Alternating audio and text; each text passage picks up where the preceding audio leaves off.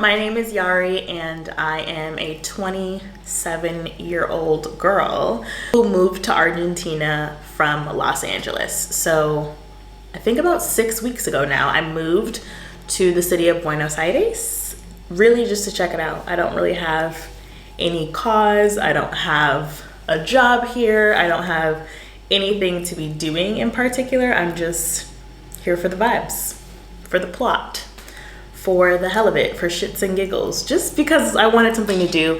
And I really love Spanish, so I wanted to be somewhere where I could be immersed in the language and have like another cultural / city experience. So when I was on my way here, I was watching tons of videos on YouTube about what it's like to live in Buenos Aires and kind of what I needed to know. So I'm going to kind of drop my little 2 cents into the mix about what I wish I had known before I got here or how things actually are. So stay tuned. We're gonna talk about 5 things, and then after that you guys can let me know in the comments if there's more that you want to hear. Okay, so I think the number one thing that you need to be conscious of if you're moving from any non-Spanish speaking place to Buenos Aires is that the language here is Spanish, and it's a very specific dialect of Spanish too. It's not common and it's not easily understood. So please be prepared to speak Spanish when you come here. And if you're not already like fluent or at least semi-fluent, if you don't have a solid base in the language, you need to have a plan to get a solid base in the language, because people around here speak Spanish and the majority of them don't speak English. You do come across some people who speak English, usually because they've gone to what's called an institute or international school to learn English when they were kids. But by and large, the vast majority of people here do not speak English. So even in, for instance, the neighborhood that I live in has tons of digital nomads, has tons of expats, people from different parts of the world.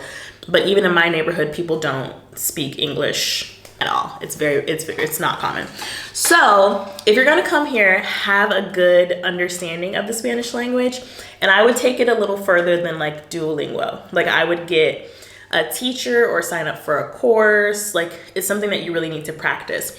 I took Spanish classes. I think my first Spanish class was when I was in like kindergarten. I remember it very vividly. That was my first like experience with the language. And then I took it, I think 2 years in middle school. And then I took it like 3 years in high school and I think 1 year in college. So I have a pretty good like solid core of Spanish, but I've also been taking private lessons with a tutor for the past almost 2 years. And she is from Buenos Aires, right? So even sometimes I feel like, what is going on? And it's really about like digesting the dialect. When I get into an Uber with a person that's from like Venezuela or Colombia or Uruguay, like I understand their Spanish a lot better. Like I pretty much don't miss anything when it comes from someone from a different country. But when it comes to people that are Argentinian, I have a hard time understanding, or at least I did for my first like 3 or 4 weeks here. Now it's getting much better. But you do need to be able to speak Spanish to advocate for yourself, to order, to do anything, sign up for anything, go anywhere. So if you don't know Spanish, I don't know if this is the best choice. If you guys are interested in my Spanish teacher, she's amazing and she's very affordable. So I can like leave her information down below. But yeah, know a little something before you get here, because otherwise you're gonna be very frustrated. Number 2, let's talk about safety. Now, when I was first deciding to come here, I was kind of scared because everybody was saying, oh, Buenos Aires is super dangerous. People are getting, robbed on the streets. It's very scary, because it technically is a third world country. But to me, it does not feel unsafe. Like when people are saying that now in the Facebook groups that I'm a part of, I'm like, guys, it's literally fine. Take it like this. If you're coming from Kansas, okay, you might feel a little scared. But if you're coming from Chicago, New York City, any other major city where you've lived in the city, as in you're walking around, you're taking public transportation, you're on the streets, you'll feel fine.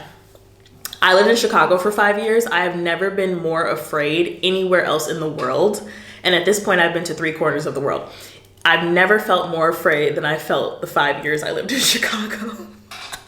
So here, I feel fine. Phone snatching does happen. It happened to my friend here, like our second week here. So it does happen, but you just have to be smart. Like, don't walk around with your phone out. I haven't done any like vlogging with my camera out and about, and I don't like walk around filming things. So you can't treat it like it's LA, but I wear kind of like a crossbody Lululemon bag everywhere, and I have my phone and like money in the bag. And I also don't carry like all of the money that I own or all of the credit cards that I have, et cetera, just in case I do get into a situation. But by and large, I feel fine. I don't walk after probably like 8 or 9 p.m., which is the same thing that I do in California. California, Chicago, New York, any major city. I don't really walk after dark. I don't get on the subway after dark, after a certain hour. So if you have normal street smarts, you will be absolutely fine. Like, you don't need to be afraid to come here. It's not that deep. I feel safe enough. I don't think it's like you shouldn't come here because it's going to be too scary. If you're smart, you'll be fine. The most that would happen to you is that someone would steal your phone. It's not like the US where they're shooting up, everything every day of the week.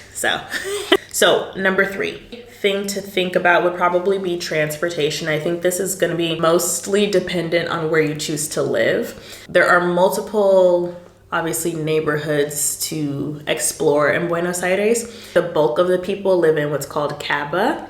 So if you live in like Recoleta or Palermo or Via Crispo, like you can take, they call it the colectivo, which is the bus, or the subte, which is the metro, like the underground trains, or taxis, Ubers. When it comes to rideshare, I will say Uber is definitely available, but it's not as automatic as if you're in New York or Chicago or San Francisco. They use here Cabify and Didi more often than Uber. Coming from the United States, I feel like the quality of car is not on the same level as it is in the United States. So just be prepared for that. Like, you might get in the car and be like, oof, that's a little, but that's just like, they don't have the same type of cars here that they have in the United States. So it will be a little bit different. Another thing to keep in mind is the wait times are longer than they are in the United States. It's just kind of how it is here. But you can also always get a taxi. So in Buenos Aires, Uber is completely legal, but in other parts of Argentina, it is not completely legal, which doesn't mean that you can't get it, which is weird to me. So I've been in, at this point, 2 other cities in Argentina, and Uber was not legal in those 2 cities. But you could still call the Uber, but you couldn't sit in the back. You had to sit in the front because it's not technically legal. Something to do with like a conflict between the taxis and the Ubers, similar to what was going on in the United States in a lot of cities at first. But yeah, so just know that. So if you're gonna come here, if you're planning to live here, even if you're planning to visit, I would download Didi, it's DIDI, and Cabify before you come. So transportation, but you can get around. Like, you don't need to buy a car. You don't need to rent a car. Like, it's probably better that you don't, because finding a place to park it will be difficult. But public transportation is good here. And I also walk. Like, I walk probably 25, 30 miles a week because I like to walk. But things are accessible by foot, and you can move from neighborhood to neighborhood by foot if you so please. So yeah, transportation.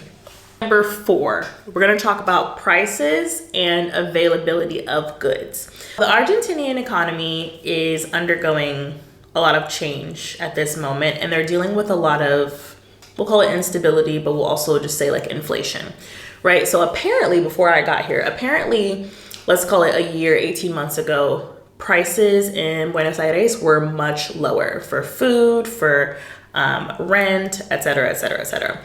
What I'm reading, what I'm hearing from people who have been here for quite some time is that in the recent 6 to 12 months, the prices are rising quite a bit and don't feel as good of a deal to the expats as they once felt.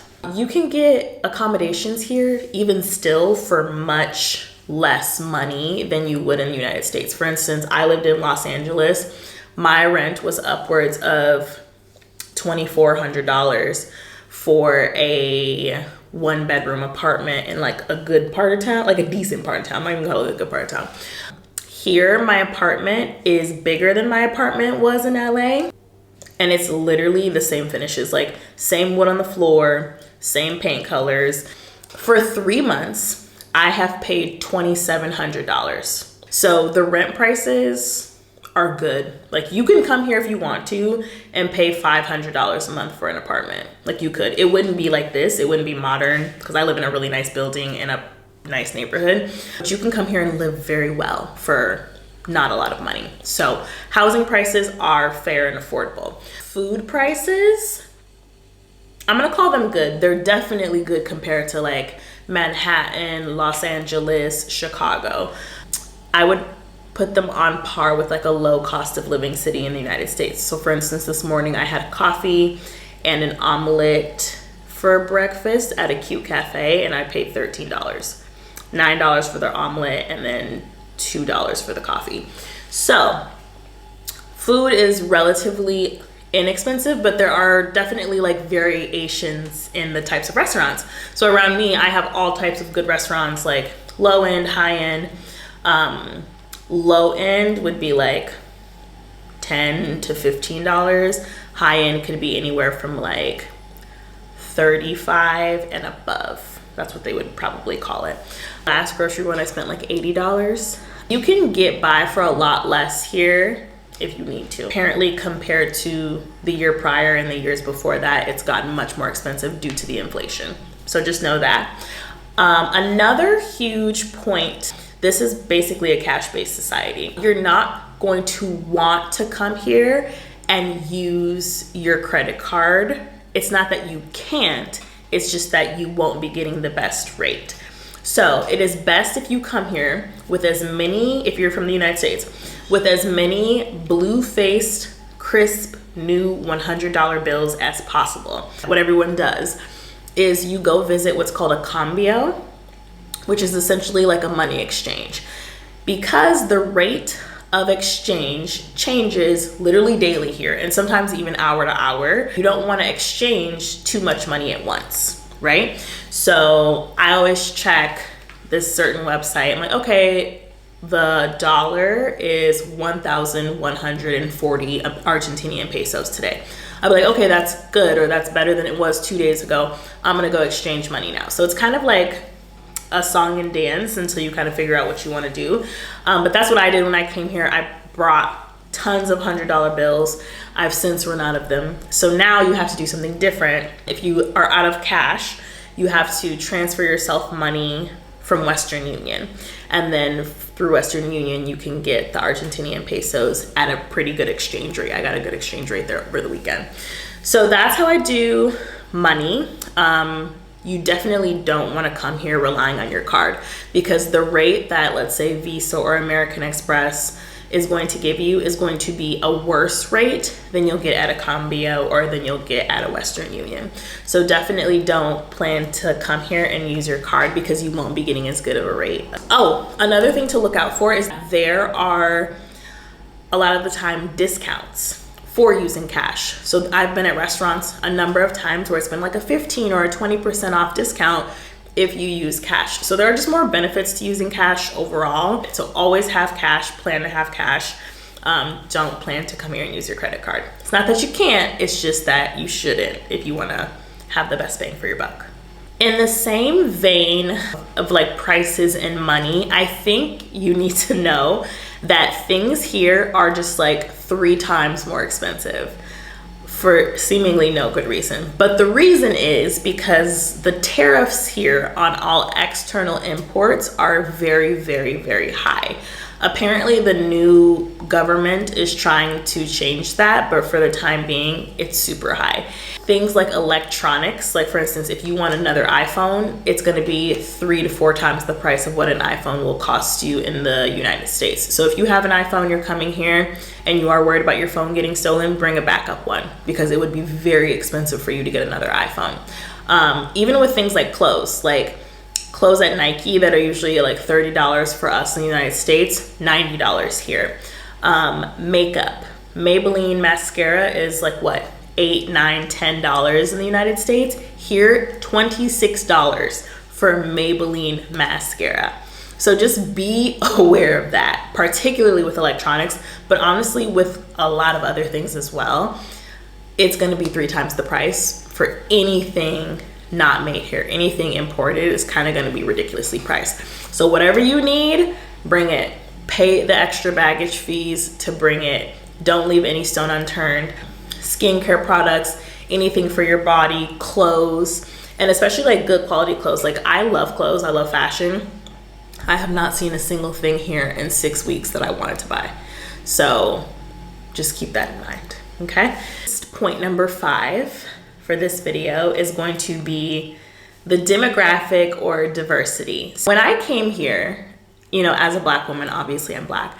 When I came here, I was not expecting a ton of Black people, just because I know the history of the country and the colonization, but I was expecting it to be a little bit more diverse, but it's really not, right? There are, I think my first 2 or 3 weeks here, I might have counted like 4 or 5 people that were Black, and I think 2 of them were people that I met at the airport on my flight. So it's very much not diverse here. So if you're a Black woman watching this, or you're a person of color watching this, just know that you are going to stand out. You're going to feel it because people are not accustomed to seeing Black people or people of different races around here, and they will stare at you.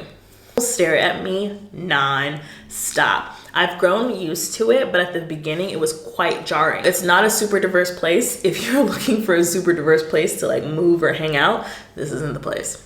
This is not the place. Fortunately, it doesn't bother me. I've always lived in spaces where I was one of the only ones. So it doesn't particularly bother me, but if that's something that's important to you, this is not the place to set up shop for a long period of time. When people see me, they assume that I'm Brazilian, right? Because that's like the closest place to here that has significant amounts of people of color. But yeah, they don't have a lot of colored folks here. I don't feel like it's a racist undertone. It doesn't feel like derogatory, discriminatory. It doesn't feel like I'm in danger. It doesn't feel anything like that. It just feels like you're a spectacle. It feels like you're something to be seen. People might even call you out, oh, like morena, which means like a person with brown skin or brown hair. This lady at the grocery store the other day, she was like, oh, que linda sos, morena. Like, that means like how beautiful you are, brown girl. So it just happens. Like, so it doesn't feel racist. It definitely feels like you are something different, which you are here. But yeah, overall, I have enjoyed my experience here. I've been here, goodness, it's the 18th. I've been here since the 6th of October, and I've been having a lot of fun. I really do like the city. It's quite vibrant. There's a lot to do. There's a lot to see. I've been traveling around the country. That's been very fun as well. I've seen some things that I had absolutely no idea even existed. So if you're thinking about it, I definitely recommend to come and try. Will you stay here forever? Maybe you will, maybe you won't. Will I stay here forever? If they had a Sephora, I could stay here forever. If they had a Sephora, if I could get my hair products and my skincare products easily, I could stay here forever. But being that they don't, because like it's really hard, guys. Like there is no shampoo here for me. I was looking for a curl cream the other day, like for my edges. They don't have any curl cream. Anything they do have is from Brazil, which makes me worried that there's gonna be relaxer in it. So it's tough, but I do like it here, and I'm gonna be here for quite some time longer. So yeah, if you are coming to Argentina or interested in Buenos Aires, I hope that helps. If you have any questions, leave them down below. I think I'm gonna make more videos because there is more that I have to say, but I think overall this is like a good overview of the things that people will be worried about right off the bat if you're looking to make this decision. If you are in Buenos Aires, leave a comment below too. But yeah, thank you guys for watching, and I hope this was helpful.